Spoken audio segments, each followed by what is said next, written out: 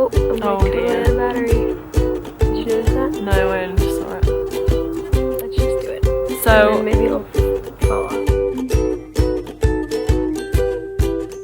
hey au pairs, I'm Edwina. I'm Hannah. We are talking about dating. We are love gurus. We are Subject. experts, so clearly we are in love.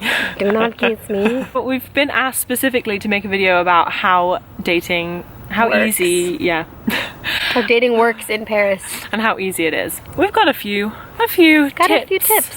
So number one is apps, including Tinder Bumble. and Happen, which is a French one. It's called Happn. These three apps are probably the best way to meet significant others in Paris. Especially as you don't come across many people that aren't au pairs. So if you're a straight female well, if you're a straight male, then being an au pair is a very great way to meet loads of females. But if you're a straight female, it's harder to meet other men. It's great to play around with different types of apps because depending on your personality, one will work for you better than another. For example, well, I won't give you examples, but I guess playing around with the apps, you kind of figure out what matches your personality and what matches what you're looking for more. Yeah, please only meet people in safe spaces. Cafes. Yeah, let other people know that you're going to meet them, tell them what their name, and then don't go back to someone's house unless you fully trust them.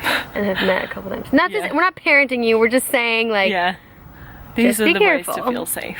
Second best way to meet romantic others in Paris. Is to extend your community. We made a video recently about ways to meet new people, and although you're likely to first only meet lots of different au pairs, the more people you meet, The more people you meet, the more likely you are to be introduced to someone through a friend of yours. that has the same 'Cause you have more energy and family, vibes yeah. as you. For example, going to gigs and getting out there with your friends rather than just staying at coffee shops or smaller places in smaller groups. Go out there and mingle as au pairs. Like, go to meetups, which you can find on meetup.com. Two websites I can particularly think of where you might have events that you can go to as an au pair is meetups.com and also couchsurfing.com is not just for couch surfers and finding hosts and finding places to stay.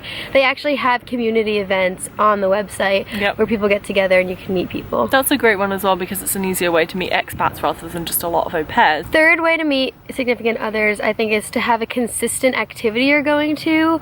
For me, I met a lot of people going to this yoga class I was consistently attending, and then going to my favorite cafe every week. I got to know the baristas in that cafe, I got to know the people who were constantly coming in like I was, and that was another way to meet people, to potentially meet a significant other.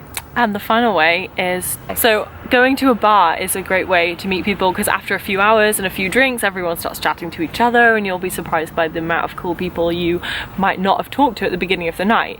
So even if you don't like drinking alcohol, bars are still quite a great way to meet people because people are more relaxed.